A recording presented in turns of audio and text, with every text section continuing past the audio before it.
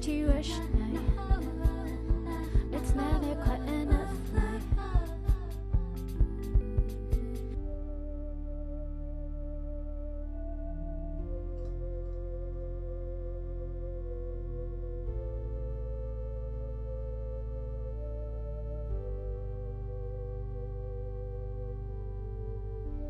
But I can follow you into the static overwhelming you.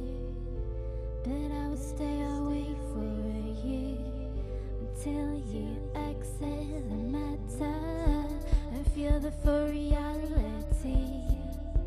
The colours of anxiety. The better isn't meted, no. No, it's been, it is enough now. Now I can follow you into the panic overwhelming you. But I will stay away for you until you exit the matter and feel the full reality. The colours of anxiety. The better isn't meted, no. No, it's been, it is enough now.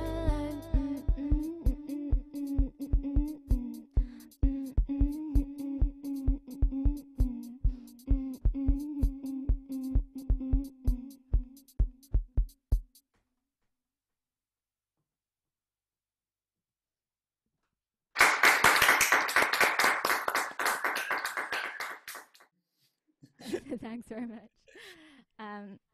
Okay, so Mick was asking if we can get a copy of the lyrics. oh yeah, absolutely. Yeah, for all of these songs, you know what? I'll send them to you, Andy, after this today. Yeah. Because yeah, so this is one of the songs where the lyrics are kind of like the core of the song.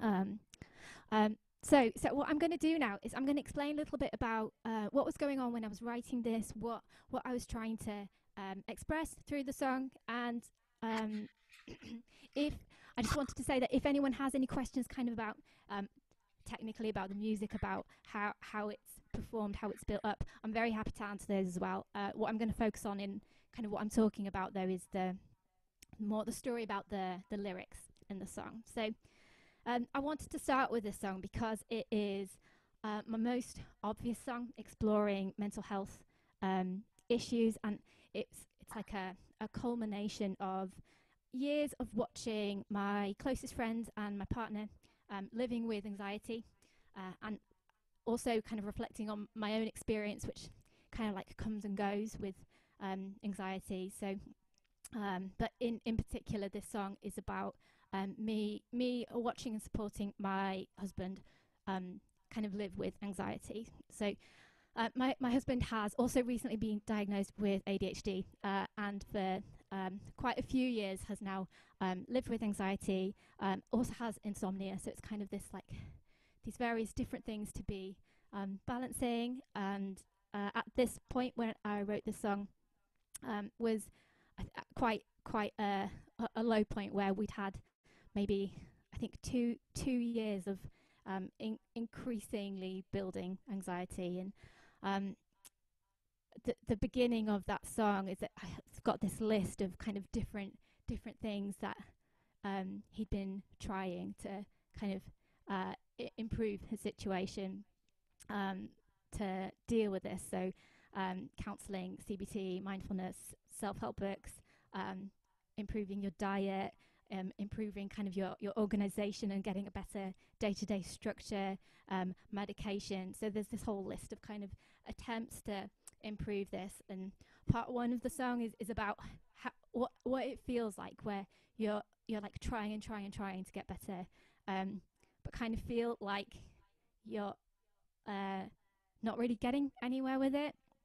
And then part two is like a switch of perspective to my perspective in that story of as a supporter and an observer of that, to trying to understand how to kind of be there for a person living through that, but at the same time not get overwhelmed myself by like these waves of anxiety.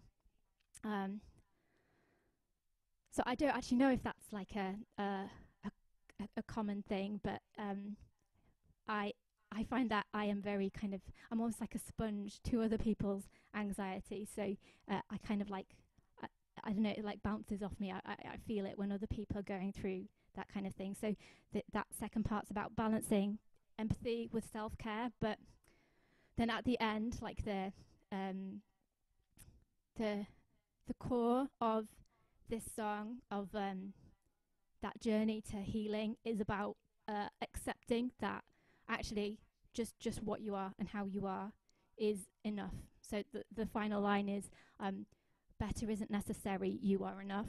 And for me, for my own kind of healing journey through mental health experiences has been about that self-acceptance, like complete self-acceptance and like love for um, myself as I am without needing to improve, um, and nurturing that. So yeah, so that's what this song's about. Happy to answer any questions anyone's got at this point.